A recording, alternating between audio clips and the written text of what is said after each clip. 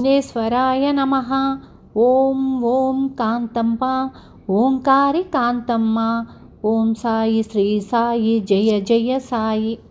మనం కాంతమ్మ అమ్మ గురించి కొన్ని విషయాలు తెలుసుకున్నాం. ముందు ముందు చాలా అద్భుతమైన విషయాలను తెలుసుకొని మన జన్మల్ని చరితార్థం చేసుకుందాం. మధ్యలో స్కిప్ చేయకుండా చివరి వరకు వినండి. సబ్స్క్రైబ్ చేసుకోండి, లైక్ చేసి షేర్ చేయండి. మరికొంతమందికి అమ్మ గురించి తెలుసుకునే అవకాశం కలుగుతుంది. పక్కనున్న బెల్ సింబల్ని ప్రెస్ చేయటం మర్చిపోకండి. మొదలుపెట్టుకుందామా అమ్మ గురించి. పుణ్యప్రదమైన మానవ జన్మకు, ఈ మానవ జన్మ సార్థకతకు, తన భక్తులకు, భక్తాదులకు, తనను నమ్మిన వారికి అమ్మ కాంతమ్మ తల్లి ఇచ్చిన సందేశం ఏమిటి అని ఆలోచన ఏ భక్తునికి కానీ, ఏ రచయితకు కానీ, ఏ పరంపరలో కొనసాగుతున్న వారికి కానీ ఒక్క పవిత్రమైన విషయము గోచరిస్తుంది. అమ్మ అవతార లక్షణం అవగతమవుతుంది. ప్రేమ, ప్రగాఢ భక్తి ఫలింపు, పండంటి జీవితం, కడుపు తీపి, సంతానం, వాత్సల్యం, అనురాగం, బంధం, అనుబంధం, వేదం. అమ్మ లక్ష్య సాధనలో ఈ 11 లక్షణాలకు అమ్మ అధిపతి. కాంతమ్మ తల్లి లీలలను, కాంతమ్మ తల్లి మహిమలను, కాంతమ్మ తల్లి మనోభావాలను, కాంతమ్మ తల్లి ప్రేమను, కాంతమ్మ తల్లి అనుబంధాలను ఒక పుస్తకము రూపేణ, ఒక పుస్తకము ద్వారా అందించుటలో ఎంతమంది ఎన్ని ప్రయత్నములు చేసినా అమ్మ ఏ ఒక్కరికి ఈ అవకాశమును ఇయ్యలేదు అని చెప్పాలి. అవతార సంప్రోక్షిణి అయిన అమ్మ తన నిగూఢమైన అవతార విషయాలను తన భక్తులకు గత 25 సంవత్సరములుగా ఎందుకు ఎవరికీ తెలియనివ్వలేదు? 1999 సెప్టెంబర్ 3వ తేదీ అనగా 3/9/1999 నుండి 2024 సంవత్సరము వరకు కూడా ఏ కారణము చేత తన చరితను గోప్యముగా ఉంచారో, ఉంచదలుచుకున్నారో ఆ అమ్మ కాంతమ్మ తల్లికే వదిలేద్దాం. దత్తాత్రేయుని పూర్ణావతారమైన శ్రీ షిరిడీ సాయిబాబా వారు కూడా తమ చరిత్ర పారాయణ ఉత్తమ సాధనముగా నిర్ణయించి దాసగణు చేత హరికథల రూపంలో తమ లీలలు గానం చేయించారు. అన్నాసాహెబ్ దబోల్కర్ ఉరఫ్ హేమాద్రి పంతుకు శ్రీ సాయి సచ్చరిత్ర వ్రాయడానికి అనుమతినిచ్చి ఆశీర్వదించినారు. అంతేకాక నరకేసరి, నందిశర్మ, నరహరి వంటి కవులు, కవీశ్వరులు ఎందరో శ్రీ గురుని లీలలు కీర్తించి రచనలు చేశారు.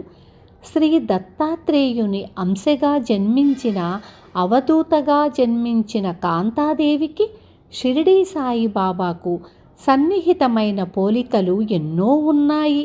అగ్నిస్వరూపమైన గొలగమూడి వెంకయ్య స్వామి వారి సత్యాన్వేషణ మూలకర్తకు శ్రీ కాంతాదేవికి చాలా చాలా దగ్గర పోలికలున్నాయి. షిరిడీ సాయిబాబా వారు, వెంకయ్య స్వామివారు ఇరువురునూ కూడా తమ జన్మ పరంపరలు ఎట్లున్నా తాము ఎవరో వారి ఇరువురికి తెలుసు. ఇద్దరూ లోకహితం కొరకు జన్మించినారు, అవతరించినారు. అయినప్పటికీ సాంప్రదాయాన్ని అనుసరించి వీరిద్దరూ బాహ్యంగా గురువును ఆశ్రయించినారు. సాయిబాబా వారు తన గురువుగారు ప్రసాదించిన ఇటుకరాయిని పవిత్రముగా తన తల కింద పెట్టుకొని ఉంచుకొని పడుకునేవారు. వెంకయ్య స్వామివారు పెంచెలకోన ప్రాంతములో తిరుగుతున్న రోజులలో షిరిడీ సాయిబాబా వారు వెంకయ్య స్వామివారికి నాలుకపై బీజాక్షరాలు వ్రాసినారని, ఉపదేశమిచ్చారని వెంకయ్య స్వామి చరిత్రలో చదువుకున్నాము. కానీ అమ్మకు గురువు లేడు.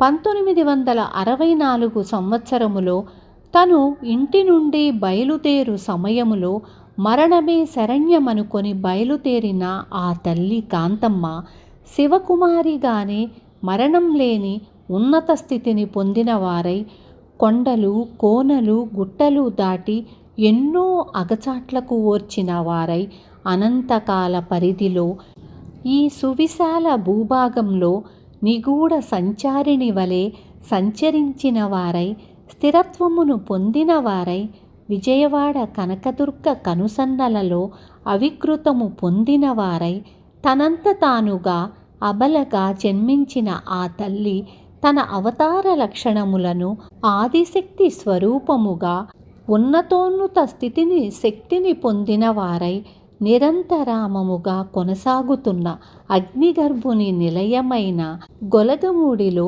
దాదాపు 8 సంవత్సరములు అనగా 1974 నుండి 1982 వరకు ఒక పిచ్చిదాని వలె పసికూన వలె తాను ఉన్నత స్థితిని పొందినను ఉన్మత్త స్థితిని పొందిన దానివలే తన అవతార లక్షణములను ఒక్కొక్కటిగా ఈ జన్మ సంచారములో మార్చుకొని ఎన్నెన్నో వింతలు నా లీలలు మీకు కనిపించే నాలో కనిపించని అంతరంతరాలు దాగియున్నాయని ఆ దాగిన అంతరాంతరాలను తనను నమ్మిన వారి ద్వారా బహిర్గతము చేయుచు తన స్థితిని ప్రపంచానికి పరిచయము చేసినది అమ్మ కాంతమ్మ తల్లి.